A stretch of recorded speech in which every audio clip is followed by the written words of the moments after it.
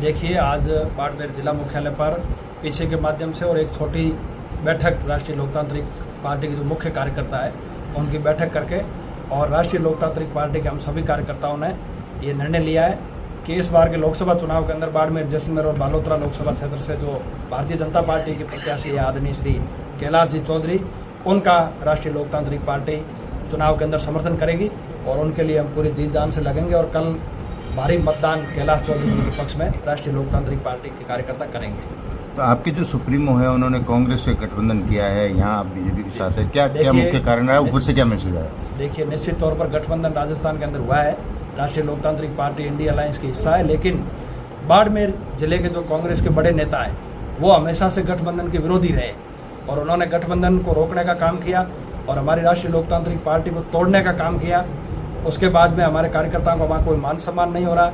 और दूसरा, सन 2019 के अंदर आप सबको पता है कि आदरणीय कैलाश जी और हनुमान बेनीवाल जी को के ऊपर बाइतों के अंदर जानलेवा हमला हुआ था, वो सभी कांग्रेस के ही लोग थे और कांग्रेस के कार्यकर्ता थे।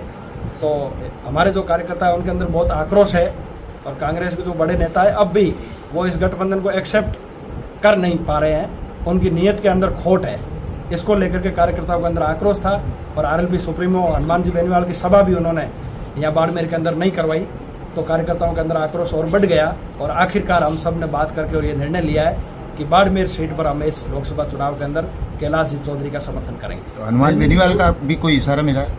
नहीं, इस चीज़ों के लिए इशारे की जरूरत नहीं होती। आरएलपी का कार्यकर्ता बहुत जागरूक है और वो सेल्फ मोटिव है और सारे लोग, हमारी युवाओं की बहुत बड़ी फौज है हमारे पास और वो स्वतः ही सारी चीज़ें समझ गए। सभा जब नहीं हुई तो उन्होंने ऑटोमेटिकली समझ लिया और हम लोग हमारे हिसाब से ही अपने तरीके से समर्थन कर रहे हैं। गजेंद्र, कुछ दिन पहले आप कांग्रेस के जो प्रत्याशी हैं उनके समर्थन में सभाएं कर रहे थे और आप बीजेपी को समर्थन कर रहे हैं, क्या ऐसी बात हुई? क्या आपने कांग्रेस के नेताओं को कहा कि हनुमान बेनीवाल को बुलाया जाए या इसकी पहले कोई बात आपने की? देखिए, नामांकन के समय हम जरूर गए थे, उस समय उन्होंने हनुमान जी की फोटो लगाई थी और ये बताया था कि हनुमान जी आ रहे हैं, तो कार्यकर्ताओं को सबको ये लगा कि वो नामांकन सभा में आ रहे होंगे। लेकिन उसके बाद धीरे धीरे ये बातें सामने आई कि ये लोग आरएलपी को ख़त्म करना चाह रहे हैं और कांग्रेस के जो नेता है उनकी मंशा ठीक नहीं है और वो आरएलपी को बाड़मेर के अंदर नेस्तानबूद करने की प्लानिंग कर रहे हैं। इसके चलते उन्होंने हनुमान जी को नहीं बुलाया। कहने की क्या जरूरत है, जब अलायंस है, बाड़मेर के अंदर आरएलपी का बहुत बड़ा वोट बैंक है, 18 और 23 के चुनाव में आपने देखा, उसके बावजूद भी नहीं बुलाना, कहीं न कहीं उनकी नीयत के अंदर खोट है।